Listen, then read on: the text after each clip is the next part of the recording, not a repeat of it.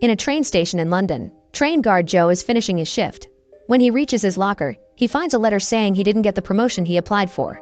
As he furiously crumples the paper, the supervisor comes by to ask Joe to cover the night shift because the night guard is sick. At first Joe wants to say no but ends up accepting when he notices his crush Ellen will be tonight's trolley girl. After the train takes off, Joe begins inspecting all the passengers' tickets. Most of them take it well and show it to him, but many passengers get annoyed and treat Joe poorly for doing his job. A woman drops her cane and when Joe helps her, he gets startled by a sudden growl, but it's just the lady's dog. Kate claims she lost her ticket and gets angry when Joe makes her pay the fine. In a corner, Billy changes into more comfortable clothes. Joe sees that the bathroom door has a sign that says out of order and there's water coming out from it. When Joe bumps into Ellen, he finally tries asking her out, however Elle turns him down. The fact passenger Paul is staring makes it all more awkward. For the next few hours, the train continues to travel peacefully under the rain and the full moon, with passengers getting off at each station until only a few are left.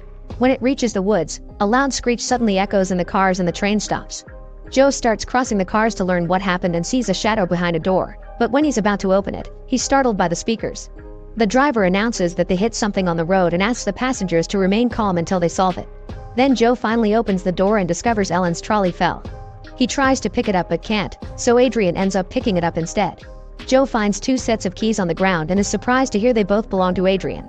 There are many passengers panicking, so Joe does his best to go around and calm them down. He also tries contacting the driver Tony on the radio but he doesn't answer, so instead he uses the speakers to ask the passengers to be patient. Meanwhile, Tony has left the train to check what happened and discovers they hit a deer, which is now stuck in the wheels.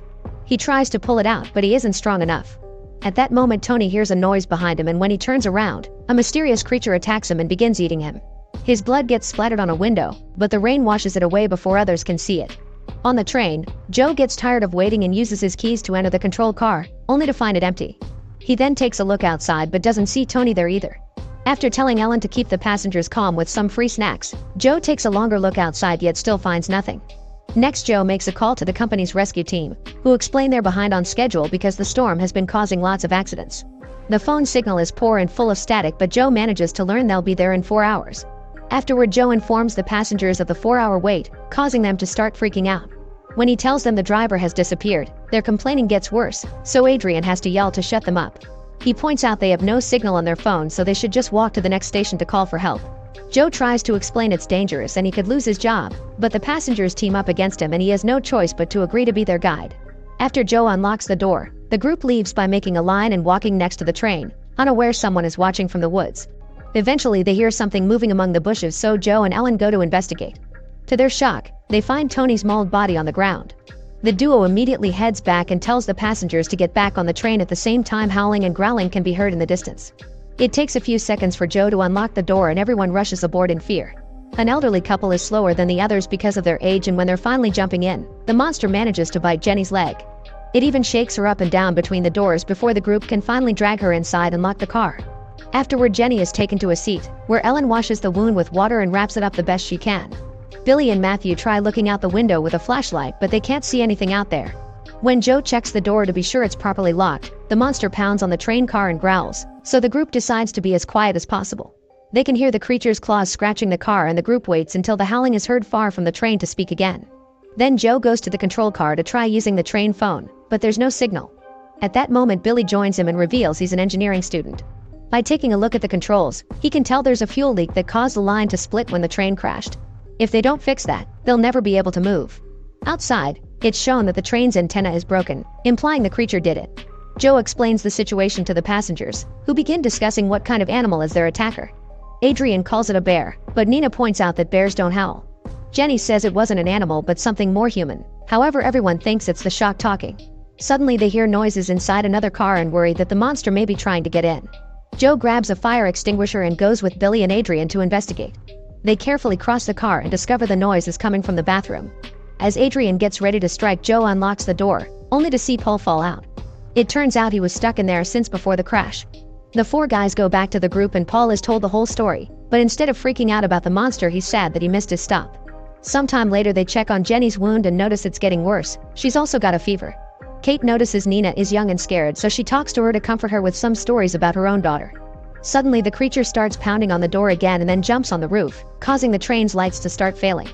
At that moment Nina's phone gets signal and she receives a call from her mother, but as she tries to ask for help, the creature bursts in through the window. It grabs Nina by the legs and drags her out as she screams, so Kate tries to grab her hand to help her. However, Matthew drags her back because she would have been captured as well. Then they hear the beast mauling Nina on the roof and her blood can be seen on the windows. Terrified, the group rushes to hide in another car and Kate freaks out because nobody wanted to save Nina. An argument ensues until Jenny's husband Ged yells to make everyone shut up and reminds them they must work together to survive.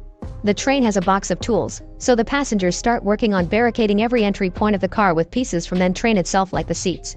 Time passes and everyone gets more depressed by the minute. Jenny and Kate realize they didn't know Nina's name and Jenny admits she was never able to have children even though she wanted to. In a corner, Adrian talks to Joe, explaining he has 2 sets of keys because he has a nice place for his family and a secret apartment for his naughty adventures. He believes in doing what's necessary to get by even if it isn't nice and asks Joe to team up with him to escape, leaving the weaklings behind. Before Joe can reply, Jenny pukes lots of blood and even 2 teeth. Another argument ensues on what to do, but it's interrupted when Joe notices Paul is missing. The barricade was moved and Adrian wants to put it back in place, however Joe and Billy convince him to give them a minute to find Paul. Joe goes into the other car and finds Paul stuck in the bathroom again. While Joe tries to open it, the bathroom light breaks and the beast comes inside from above to attack Paul. Joe has to step back when the door gets damaged during the mauling, and soon the blood is coming out of the resulting holes. He takes a quick look through a hole and is horrified to see Paul's dying body. Then he tries to go back to the other car, only to discover Adrian blocked the door. Speaking of Adrian, he hears the noise and decides to leave the train to save himself, so he removes the barricade on the boarding door. However, it's locked and Joe has the key. Back to Joe, he keeps on pushing the door while watching the monster approach him. When he's about to be attacked, the others finally open the door and drag Joe into the car before blocking the door again. While the group piles up as many things as possible, Adrian tries to break the window with a fire extinguisher to no avail. Unfortunately, the beast is too strong and breaks through the barricade, causing Ellen to freeze. Thankfully, Joe acts fast and moves her out of the way before the monster can hurt her. Then the creature tries going after Joe and as it roars in his face, Ellen stabs it. The monster immediately turns to hit her and sends her flying, so the guys take the chance to jump on it from behind to start beating it up and stabbing it with any object available. Billy gets grabbed by the neck and pushed against the ceiling, only to be dropped when Adrian hits the creature's stab injury with a fire extinguisher. At that moment Matthew comes through with a fire axe and starts hitting the monster over and over until it's finally dead. Kate has to pull Matthew back as he has a breakdown. Seconds later, the group takes a closer look at the creature and notice a ring on his finger. Like Jenny said, it looks very human-like, so Matthew concludes it's a werewolf. Adrian remembers that people who get bitten transform as well and now everyone is wary of Jenny. While some of the passengers cover up the body, Ged tells the story of a train that got off the rails in this area many years ago. The authorities discovered many bodies missing and others mauled, but an explanation was never found. He concludes the werewolf killed them back then too. At that moment the beast wakes up and howls, so Joe immediately starts pounding its face with the fire extinguisher. In the forest, other werewolves hear the howl of their dying leader. Suddenly Jenny's face starts changing and she growls too. Adrian wants to kill her before she fully transforms, but Ged won't let him. The other passengers also push him back but Adrian fights against their hold, refusing to give up. He breaks through and starts choking Jenny, so Joe punches him to knock him down. Then the group agrees to tie up both Adrian and Jenny using belts. Afterward they decide on a plan. Billy will try to fix the train and teaches Ellen what buttons to press to get them out of there as soon as the train reacts. Joe makes a speech through the speaker, trying to keep everyone's hopes up. Matthew and Billy get off the train and quickly find the leak. While Billy gets onto the train to fix it, Matthew keeps watch. Inside, Kate reveals she and Adrian had a dirty night together some time ago, but Adrian doesn't bother to remember any of his one-night stands. Jenny starts having trouble breathing, and Adrian insists they should do something before it's too late. At that moment Matthew hears a noise in the forest and goes to investigate, leaving Billy without light. In the forest, Matthew can hear Nina crying for help and follows her voice, only to find her body on top of a tree being devoured by a werewolf. Terrified, Matthew tries running away, however the werewolves soon surround him. He tries defending himself with his axe to no avail and the werewolves jump on him to eat him alive.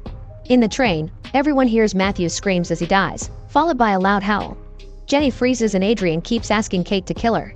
Billy finally fixes the train and the lights comes back, thus Joe and Ellen try to figure out the controls. Soon the werewolves approach the train, so Billy grabs the car and lifts his body to hide until the monsters go away. Unfortunately they appear at the front window and startled Ellen and Joe, who finally activate the train. Billy has to hold on the car again not to be left behind. Suddenly Jenny finishes transforming, so Kate rushes to release Adrian before Jenny breaks free with her new strength. Adrian tries to help Ged only for Jenny to knock him down. At that moment another werewolf appears at the door and grabs Kate, who cries for help. However, Adrian kicks her to push her and the werewolf off the train. The train speeds away and Kate is left behind, quickly becoming werewolf food. As Ged tries to make his wife see reason, Adrian tries to fight Jenny again, hitting her with a wrench. Furious, Ged punches him back before he could kill her. Then Jenny jumps on her husband and bites his neck, causing his blood to rain. While Jenny tries to go after Adrian, Billy struggles to hold on and accidentally breaks the repairs he did, causing the train to stop again. Joe and Ellen rush out of the controlled car and stab Jenny right before she can kill Adrian. Then an angry Joe jumps on Adrian to beat him up, but Ellen stops him. The werewolves use the chance to enter the train, so Joe and Ellen rush to lock the door. Adrian realizes he'd have a better chance to escape if one person stays behind his bait, thus he knocks down Joe. It's not enough to leave him unconscious and Joe immediately retaliates, triggering a fight. While the men struggle on the ground, Ellen grabs a piece of sharp metal and cuts Adrian until he lets go of Joe. While Ellen takes care of her friend, Adrian blocks the way and grabs the keys from the door before jumping out of the train. The werewolves quickly surround the duo, but before they can attack, Billy appears with a Molotov bomb ready. He throws it at one of the werewolves, causing it to burn and starting a fire. Then he lights up a torch and scares the other monsters into stepping back into the other car while giving Joe and Ellen a crowbar. This allows the duo to force the door open and jump out of the train while Billy gets captured and killed too. As Ellen and Joe run through the forest, they can hear the werewolves coming after them. Deciding it's too late, Joe kisses Ellen before telling her to go because he'll stay behind as a distraction.